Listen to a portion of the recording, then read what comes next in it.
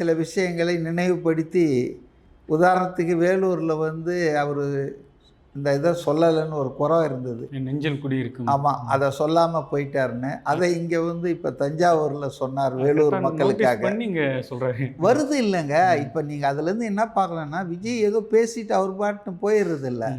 அந்த ஸ்பீச்சுக்கு ஃபீட்பேக்கை கலெக்ட் பண்ணுறாங்க.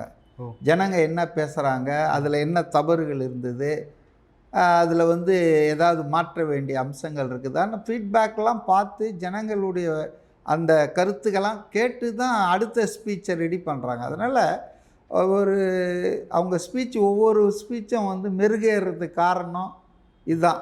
அதாவது கடந்த முறை பேசுனதில் என்னென்ன சின்ன சின்ன குறைகள் இருந்ததா, இல்லை மாற்றிக்க வேண்டியதா, அதெல்லாம் அவங்க வந்து உட்காந்து ஸ்டடி பண்ணி தான். சும்மா வாய்க்கு வந்ததெல்லாம் அடித்து விடுறது, இல்லை யாரோ எழுதி கொடுக்குறதெல்லாம் பேசுறது இல்லை.